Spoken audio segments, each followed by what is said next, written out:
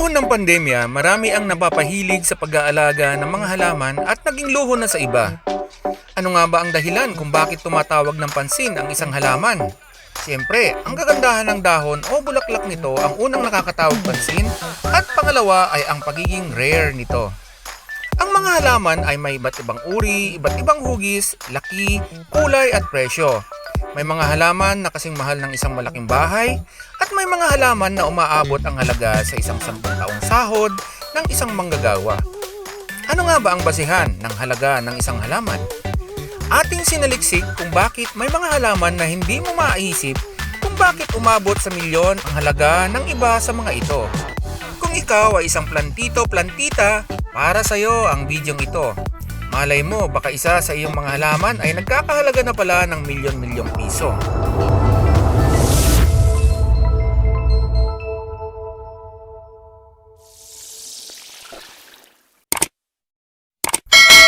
At ngayon, narito ang 10 ating napili ng mga halamang nabili sa hindi mo akalaing halaga.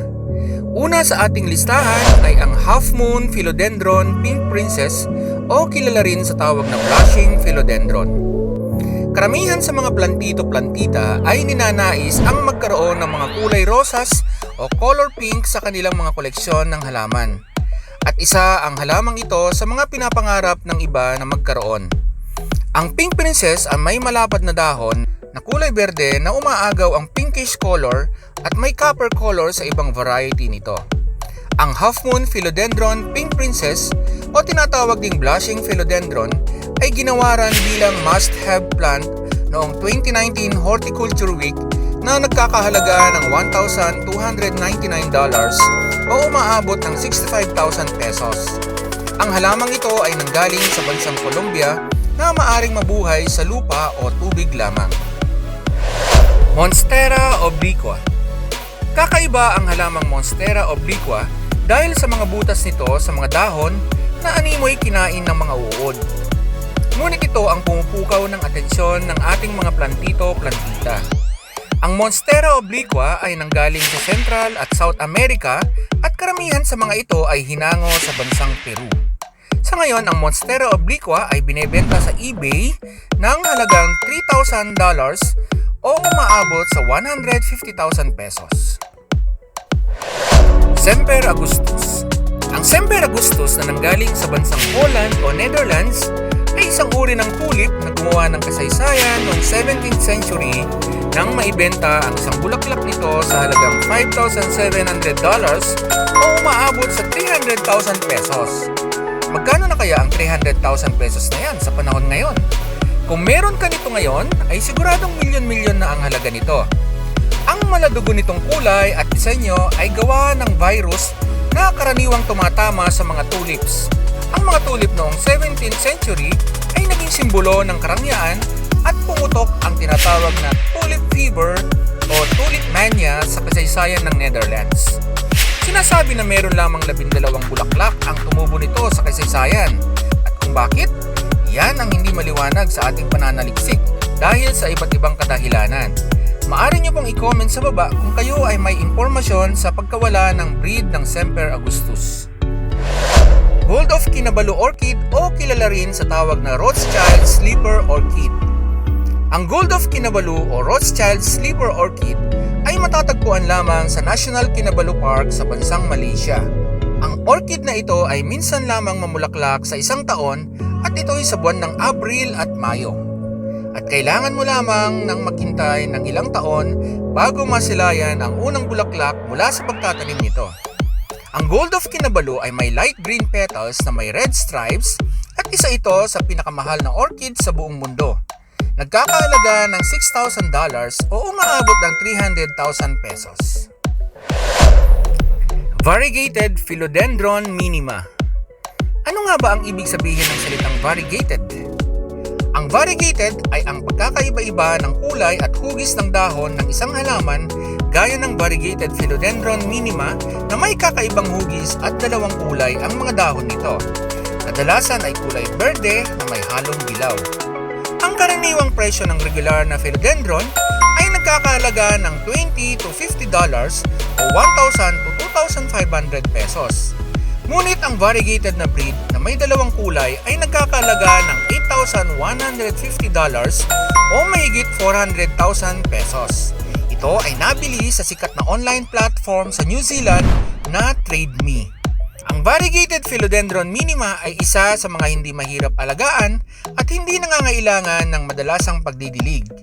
Upang mapanatili ang kagandahan nitong kulay, kailangan lang ilagay sa maliwanag na pwesto, mapa-indoor man o outdoor. Saffron Crocus. Ang saffron crocus ay hindi lang isang ornamental plant kundi isang pampalasa rin sa mga pagkain.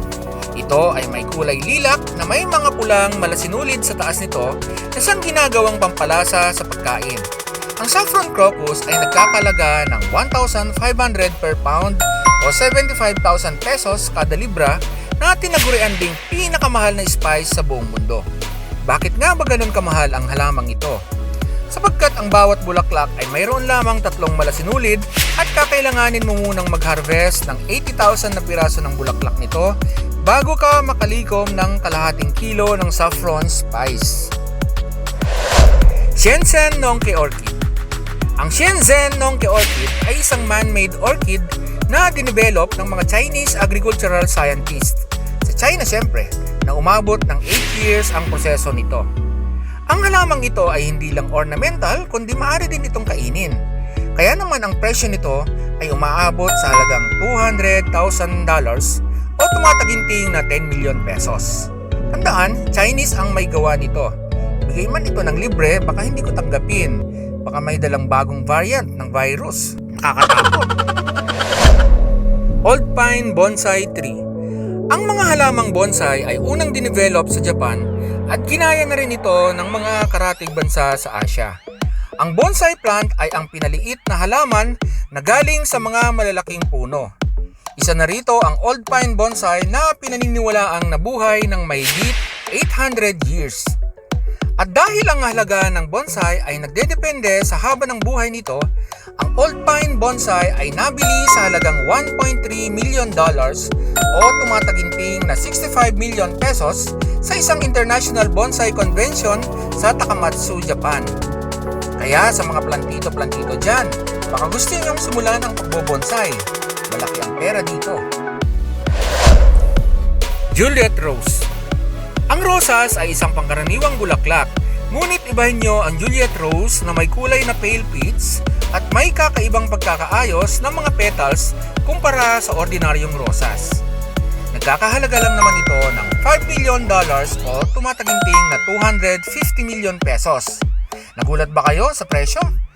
Ang dahilan ay gawa ito ng isang sikat na rose breeder na si David Austin na umabot ng 15 years para mabuo ang Juliet Rose.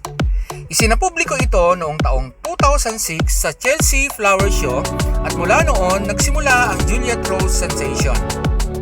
Bago namin ipakita ang pinakamahal na bulaklak, mag-recap tayo saglit sa ating siyam na nasa listahan. Ang una ay ang Half Moon Philodendron Pink Princess o Blushing Philodendron na may halagang 65,000 pesos.